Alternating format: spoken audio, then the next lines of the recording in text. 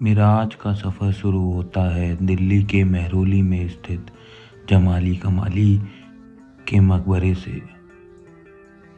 ये जगह भीड़ से दूर, शांत और सुकून से भरी हुई है।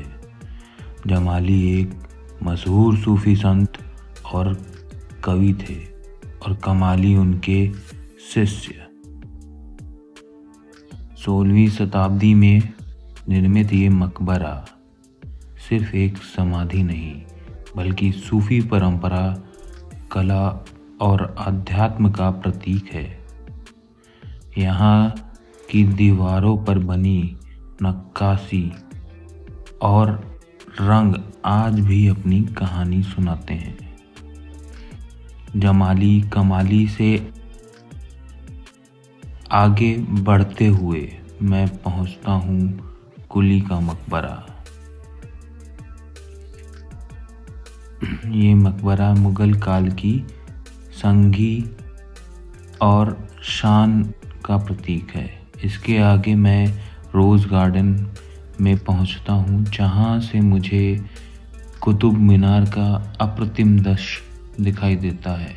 ये रोज़ गार्डन में अभी आप देख रहे हैं कि यहाँ पर अभी पौधों की रोपाई का काम चालू है।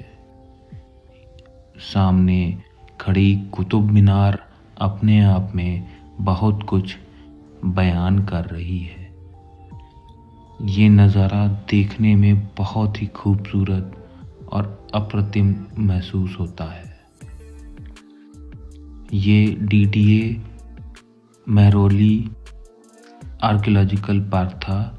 कुतुब मीनार का परिसर की फ़ोटो ये है, जहाँ से आप टिकट बुक करवा सकते हैं, एंट्री गेट। कुतुब मीनार का डायरेक्शन इस पत्थर पर अंकित है। अब मैं कुतुब मीनार के परिसर में एंटर होता हूँ। टिकट खरीदने के बाद ये सबसे प्रथम दृश्य मुझे दिखाई देता है। टिकट 35 रुपए का लेकर आगे चलता चला जाता हूँ।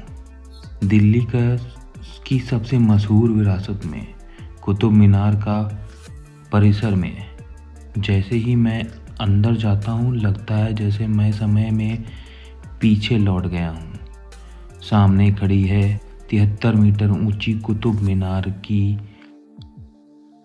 जो 13वीं शताब्दी में कुतुबुद्दीन ऐबक ने शुरू करवाई थी और बाद में इल्तुतमिश और फिरोज शाह तुगलक ने इसे पूरा करवाया। लाल बलुआ पत्थर और संगमरमर से बनी ये मीनार दिल्ली के सल्तनत के आराम की गवाही है। लेकिन कुतुब मीनार परिसर सिर्फ एक मीनार तक सीमित नहीं है। यहाँ चारों तरफ बिखरे हुए टूटे स्तंभ पत्थरों पर की गई देवताओं की नक्काशकारी एक और सच को बयान करती है। ये अवशेष उन प्राचीन हिंदू और जैन मंदिरों के हैं जिन्हें तोड़कर यहाँ मस्जिद और अन्य इमारतों का निर्माण किया गया।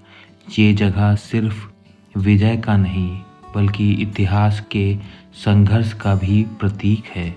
इसी परिसर में स्थित है प्रसिद्ध iron pillar of Delhi. Gupta काल में निर्मित ये लोहे का स्तंभ 1600 सालों से बिना जंग लगे खड़ा है।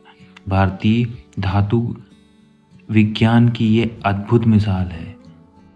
इन पत्थरों के बीच खड़े होकर एहसास होता है कि समय किसी का नहीं होता। राज्य बदलते रहे, राजा आए और चले गए, धर्म और शक्ति के नाम बदलते रहे, लेकिन आखिर में सब कुछ खामोश हो गया। जो कभी गर्व का प्रतीक था आज बस एक अवशेष है।